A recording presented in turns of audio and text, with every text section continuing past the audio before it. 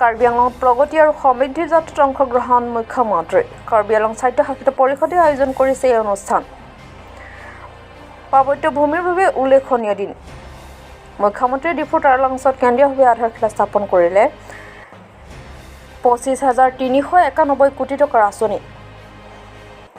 বিতৰণ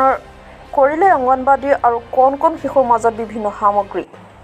মুখ্যমন্ত্ৰীয়ে কাৰ্বি আংলং আৰু পশ্চিম কাৰ্বি আংলং জিলাৰ বাবে ডিফু টাৰলাংছত কেন্দ্ৰীয়ভাৱে ২৫,৩৯১ কোটি টকাৰ বিভিন্ন আঁচনিৰ আধাৰশিলা স্থাপন কৰিলে অহা নৱেম্বৰ-ডিচেম্বৰ মাহৰ ইতিমধ্যে নিৰ্মাণ চলি থকা আন ২,০০০ কোটি টকাৰ আঁচনি উদ্বোধন কৰিব মুখ্যমন্ত্ৰীয়ে স্বায়ত্তশাসিত পৰিষদসমূহে এতিয়া ৰাজ্য চৰকাৰৰ মুখলৈ চাই থাকিব নালাগে পৰিষদসমূহে নিজাববীয়াকৈ অৰ্থনৈতিকভাৱে সবল হৈ উঠিছে সেই সুবিধা বাজেটৰ জৰিয়তে চৰকাৰে প্ৰদান কৰিছে অসম বিকাশৰ কাৰ্বি আংলং জিলাই বিশেষ ভূমিকা গ্ৰহণ কৰিছে অজন্তা নেওগ কাৰ্বি আংলং স্বায়ত্তশাসিত পৰিষদৰ নিৰ্বাচনৰ সময়ত প্ৰতিশ্ৰুতিসমূহ পালন কৰিবলৈ আগবাঢ়িছোঁ কাৰ্বি আংলং আৰু পশ্চিম কাৰ্বি আংলঙক সংযোগ কৰিবলৈ বিশেষ পথ নিৰ্মাণ কৰা হ'ব উৰণ ক্ষেত্ৰৰ জৰিয়তে সংযোগ হ'ব দুয়োখন জিলা যাতায়াতৰ সুচল হ'ব বিজেপিক ভোট দিয়াৰ বাবে ইমানবোৰ আঁচনি ৰাইজে লাভ কৰিছে ইয়াৰ কৃতিত্ব দুয়োখন জিলাৰ ৰাইজৰ অসম মেঘালয় সীমান্তত শান্তি স্থাপন কৰাৰ বাবে নৱনিৰ্মিত পথবোৰ সহায়ক হ'ব জৰাজীৰ্ণ হৈ থকা ডিফু ধনচিৰিৰ মাজৰ পথছোৱা নিৰ্মাণেৰে নাগালেণ্ডৰ ডিমাপুৰৰ সৈতে সংযোগ কৰা হ'ব অংগনবাদী কেন্দ্ৰসমূহৰ পূৰ্বতে পাৰ চৰাইৰ বাহৰ দৰে আছিল কাৰ্বি আংলঙত ১৪০টা মডেল অংগনবাদী কেন্দ্ৰ নিৰ্মাণ কৰিব চৰকাৰে ৮৯৫ কোটি টকাৰ আঁচনিৰে কাৰ্বি আংলঙৰ খোৱাপানীৰ সমস্যা দূৰ কৰিবলৈ আজি আঁচনি গ্ৰহণ কৰা হৈছে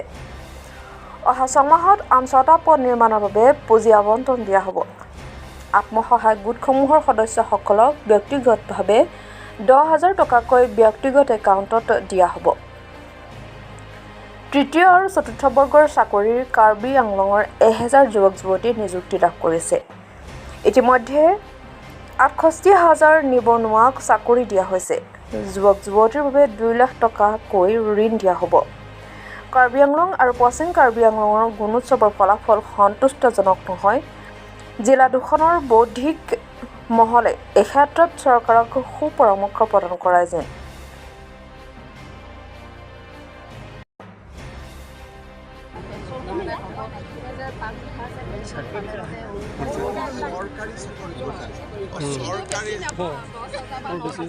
নিয়মটো চৰকাৰী চাকৰি থকা ঘৰত দিয়া নাই কাৰণ অৰুণোদয়টো পেঞ্চন দুটা পেঞ্চন যে নিদিয়ে তথাপিতো মই চাম দিয়ক গ্ৰেড 4 কৰিছিল নেকি কি চাকৰি কৰিছে ভৱিষ্যতে মই চাই দিম দিয়ক গ্ৰেড 4 খিনিক যদি পাৰোঁ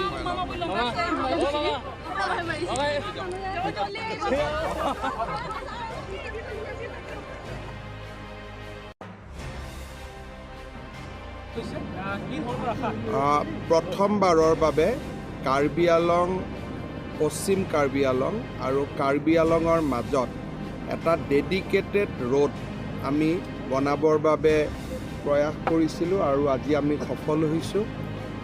পশ্চিম কাৰ্বি আংলঙৰ পৰা হাওৰা ঘাটলৈকে ৭৫ কিলোমিটাৰৰ এটা ৰাস্তা exclusively for the transportation between the two Karbi Anglong district আজি আমি ১,০০০ কোটি টকা ব্যয় কৰি বনাবৰ কাৰণে আধাৰশিলা কৰিছোঁ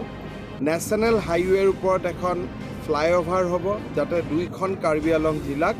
সম্পূৰ্ণভাৱে সংযোগ কৰিব পাৰি আৰু বিভিন্ন স্থানত এলিফেণ্ট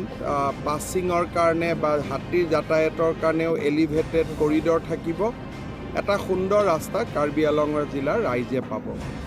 যোৱাবাৰ কাৰ্বি আংলঙৰ ইলেকশ্যনৰ সময়ত গোটেইকেইটা কাউন্সিল এৰিয়াতে মই বিশেষ ৰাস্তাৰ কথা ঘোষণা কৰিছিলোঁ ৰজাবাৰী হওক আমট্ৰেং হওক খেৰণি জিৰিকিন্দাং হওক বা ডিফু ধনচিৰি হওক